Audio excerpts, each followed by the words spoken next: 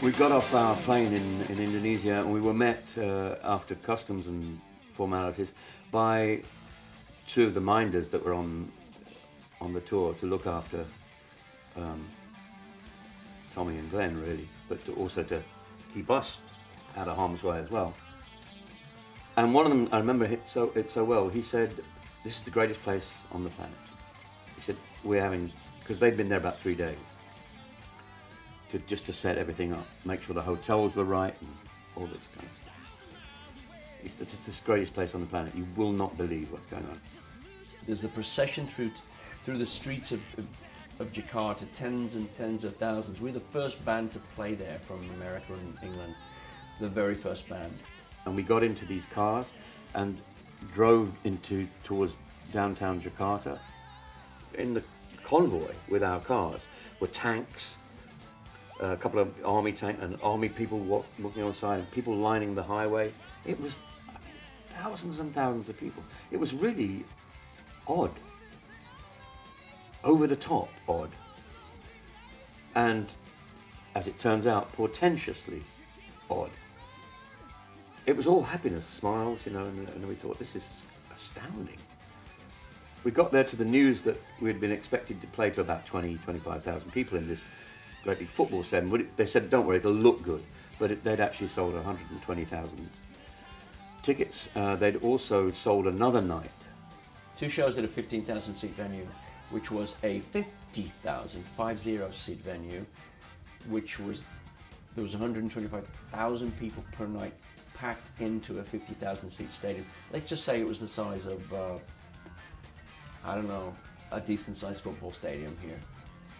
Like Chelsea, like Stamford Bridge. And then, you add another 75,000 on top of that.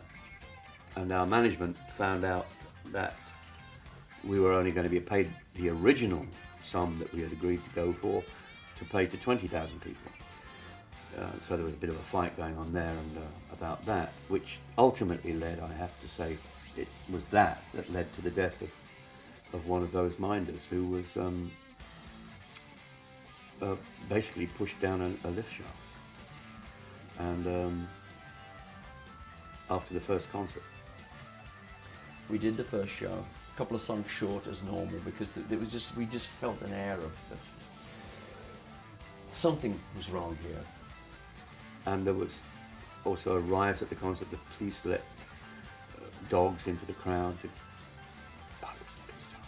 It was a dark, probably one of the darkest days ever in my life as a musician. I've never had a darker day than that.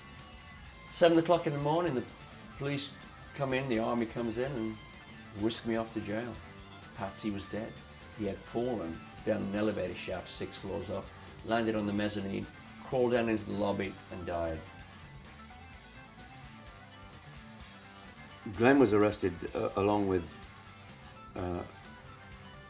one guy who was looking after him and the other minder and our manager as accessories after the fact of this murder, which is what it was. It was not an accident. The guy's name was Patsy, and he was pushed down the lift shaft after he was seen having an argument with someone. They let me out the next day to do the second show with an armed guard on me on stage, pointing and as soon as I came off the stage, threw me back in the clink, and where we stayed another day. And at this point, I'm thinking, my life is now over.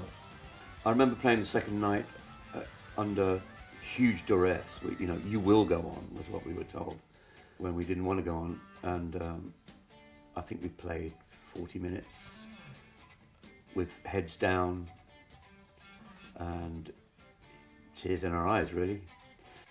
And on that second show, song 4 or 5, by the time we probably got to I Need Love, they let the dogs loose. And I saw people being maimed, bitten, screaming, kids, grown-ups being bitten by Dobermans, trained Dobermans. It had gone insane. Pretty much the nastiest night of my life as a musician. Then at the airport the next morning, they'd let the tyres down on our plane, and so we couldn't take off without getting them changed and pumped up.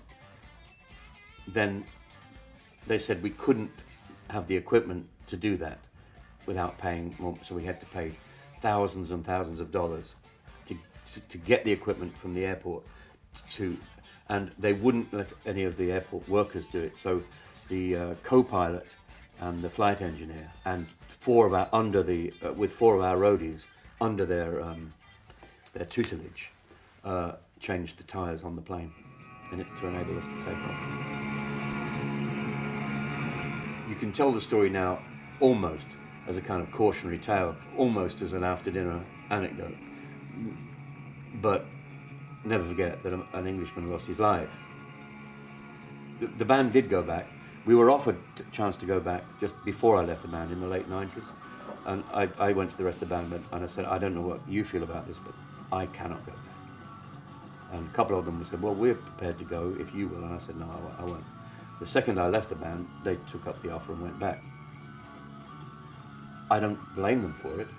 I mean, it was a great offer to play to nice people. It's not the people they were playing for that we were playing for that were the problem.